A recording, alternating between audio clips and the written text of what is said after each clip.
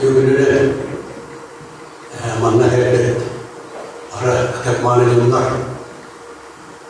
Yakayot dinlemiş. Havan bir saat dolgun derlersen ton everde torok kutudum. Onu tabi evet. Seven ve rahmeti yüktebet. İhtivar bir ilişkimden ben ondan kadar sohbetten bir aktif görevi. Nasıl kalır? Etiyatın bağırır. Hem Allah'ça elbette materyali de nehir bir misluğuna ister geldi. Ülket geldi, gördük. Ülkette doğru olmadım. Artık sorun kılışıkke kini gel ispiritte. Kini doğrudan akiliye hukukuttan Ege nar gören tavla aslında alan tavla. Bu bürriyete arkit yedi. Kendini kalaya seri tarihten bular, evi tutullar. Hep tanıyaklar, Resulüke prezidentlere, ürülen askercanlar, Esisparlı'nın ulaşmıyor. Yuvarapın asıl barisa, ürüyeyken hep prezidentle sensör gibisini kalaya. Kirület yapanlarlar, ağ vakasına olkonda, onunla soğukta verirler. Kiminin üyediler vопроска, kiminin adamlar doğar vопроска, devlette öyle bu sahabın sürüyor, bütün lütfüler indikatör oldular. Я сейчас остановлюсь коротко в сельском хозяйстве. 90-е годы, распад Союза, распад всех отраслей нашей страны, Союза СССР, в том числе сельское хозяйство. Якутия состоит из 30 районов, где в основном занимаются сельским хозяйством. Он был министром сельского хозяйства. Начиная, после заместителя председателя Совета министров СССР, его назначили где-то 80-е годы министром сельского хозяйства.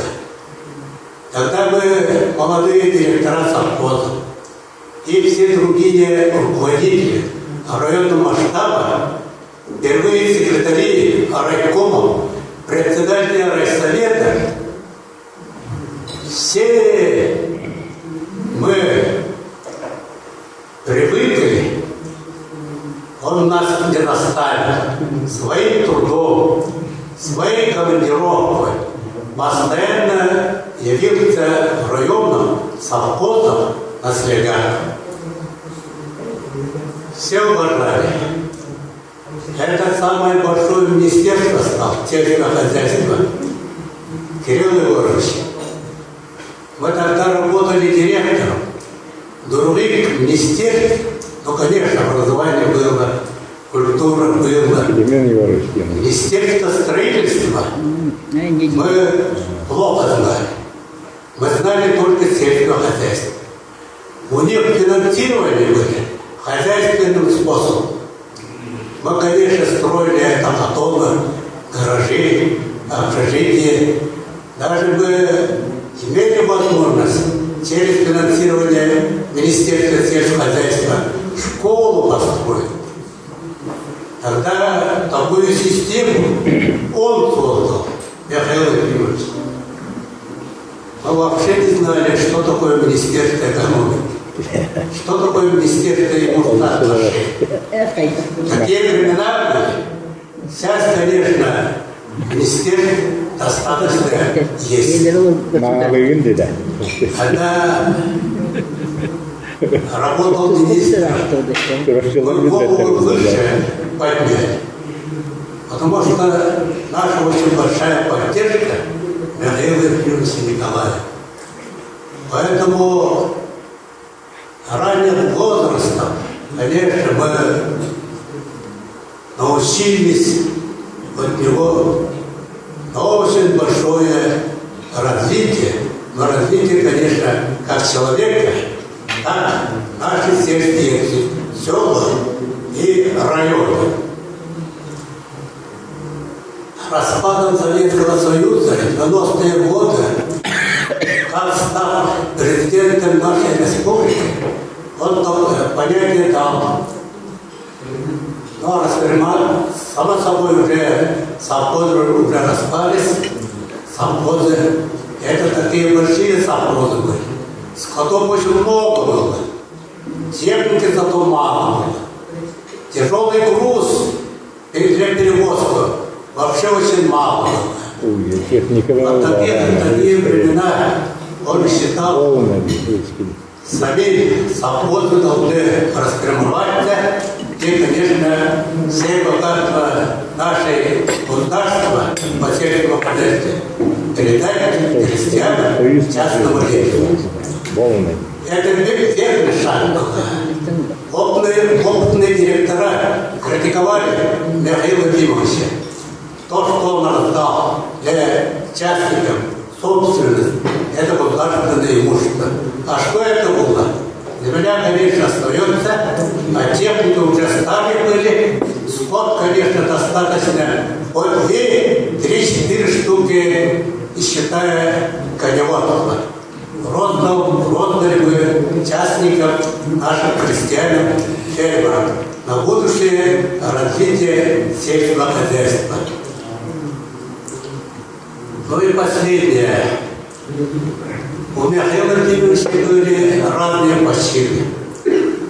В 2000 году он инициировал 2000 добрых дел. В основном на этом работали только селяне и районы. Городское селение, на городские население. На это, конечно, большое внимание не обратили. Потому что селянам надо было строить дорогу, улицу, провести освещение, детские сады ремонтировать, что-то построить. На таких делах поднятая инициатива Михаила Владимировича Николаева здорово нас, селян и районов, подпошла. Люди работали для своих детей, для своего родного села. Пенсии совсем мало, заработок вообще не было. Заработки в эти годы. Но все-таки селяне отстояли благодаря политике Михаила Владимировича Николаева. Они имели, что мы дойдем до хорошего времени. И, конечно, сегодня можно сказать, что мы дошли селяне. Все-таки в российском масштабе ни один наследник на один участок сегодня не распался. Все удобно живут. Плохо, что медицинское учреждение сократили. Медицинское учреждение там не оставили за последние 3 года. Поэтому сегодня очень хочется вот именно селян, руководству нашей республики. Селян надо поддержать. Абсолютно поддержать. Чтобы больницы были, чтобы школы были, детские сады были. Земли у нас достаточно есть. Только людей мало для селян. Поэтому я сегодня еще раз повторю, инициатива Михаила Владимировича Николаева была, чтобы селяне жили на хорошем удобстве. Еще раз хочу благодарить организаторам. Николаю Андреевичу большое спасибо, что пригласил. Конечно, редко бываем. Это очень хороший центр Николаева. Раньше здесь тоже несколько раз были с Матвеем Васильевичем. Поэтому, Матвей Васильевич, я ваше выступление, ты выходец тоже с крестьянских сфер, с молодых лет отца, прожил. Мать твоя, Прасковья, жила более 90 лет.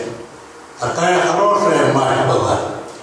Это Прасковья Мучина. Все время дояркой проработала колхозное время. Матвей Васильевич книгу писал. Вот Балагана, то почти до Москвы, до Кремля. Такая книга есть. Как называлась эта книга, Матвей Васильевич? Да. От истока к будущему. Но я сравниваю. Здесь сегодня наша республика, республика Сахалин-Якутия, гордо живет с другими регионами нашей страны, Великой России. Спасибо.